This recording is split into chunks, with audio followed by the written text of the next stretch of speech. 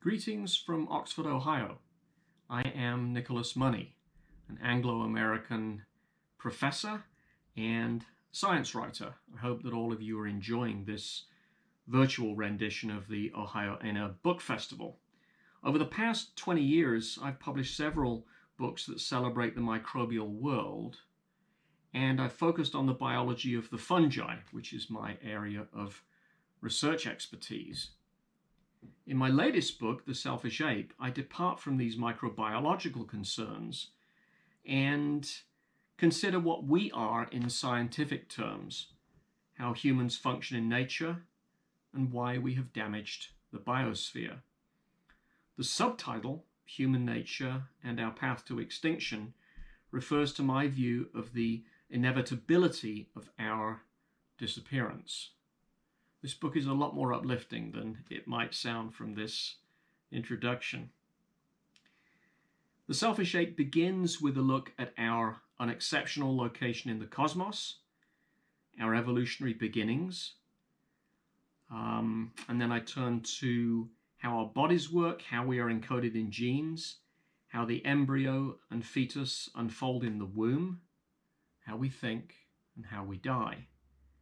Following this succinct telling of human biology, I turn to the brilliance of Western science and also look at the resulting destruction of Earth before considering how we should prepare for extinction. Here are two short readings from the book.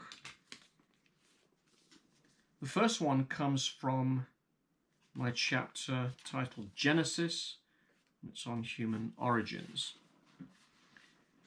From an animal that resembled a sponge in its complexity, we trace our evolution through the acquisition of a mouth and an anus in our marine worm ancestry, to fish without jaws, then fish with jaws, to fish with fins that served as limbs, and on through the amphibians and reptiles to something like a tree shrew, then monkeys and apes. This rich bestiary carried our genes, or genes that would become ours, by cruising the wine-dark seas, slithering over glistening bacterial turfs that clothed the rocky shore, exploring the dense jungles that grew in their place, and, at last, migrating to the rich savanna, where we stood upright in the whispering grass, flared our nostrils to inhale the sweet air of Africa, and pondered our next move. The second reading comes from the penultimate chapter, titled Greenhouse.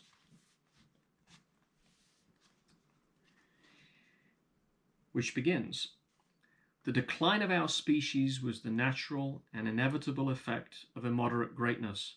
The story of its ruin is simple and obvious, and instead of inquiring why humanity was destroyed, we should rather be surprised that it had subsisted so long."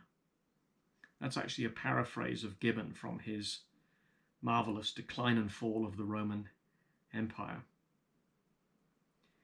The unfolding story of Earth's ruination has involved some outstandingly maleficent corporations, yet everyone is culpable, and the climatic apocalypse was stamped in our genes from the moment we disgorged from the Rift Valley. We share our impulses for eating and mating with mice and mushrooms, but unlike other organisms, the misfortune of brain power has allowed us to feed and breed in ever-increasing numbers. Besides the environmental impact of the head count, the luxuries of modern life multiply the planetary damage.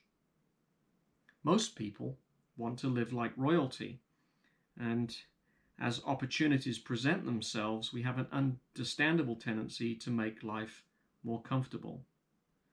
These perks have come at the expense of the gas composition of the atmosphere, thickening the blanket of carbon dioxide and trapping the warmth of the sun on Earth.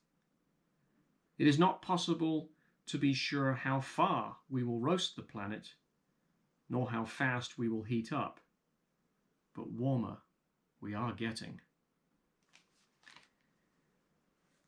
The book has been described by one commentator as an advanced obituary for mankind, which is probably a reasonable view of the book.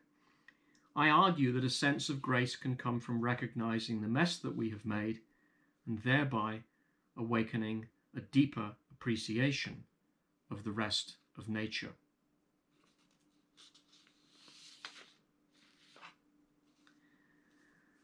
I'd like to offer a postscript here in light of the COVID-19 pandemic. The book was published before this catastrophe. The good news, if you're listening to this, is that you've survived. The less positive news is that the virus and future viruses are unlikely to forestall the end of Homo sapiens for very long. Human numbers took their greatest proportional hit in the Black Death. Around 100 million people died between 1347 and 1351, and the European population may have fallen by 40%. Demographic research shows, however, that the long-term effect on population growth was negligible. The plot of human numbers dips in the middle of the 14th century, and after a century or two, we crawl out of this demographic pothole and the curve rejoins the geometric slope as if nothing had happened. In our time, pandemic disease has the potential to limit fossil fuel consumption and weaken the warming trend. To sustain this, though, the disease would need to transform the instinctive behavior of the survivors. It seems more probable, to me at least, that we will always resume our mischief as soon as humanly possible. Thank you for watching this video. Check out my books through the festival website, and if you can spare a moment or two, visit my website, which is themycologist.com. That's The Mycologist, one word, for further information on my work. Bye for now.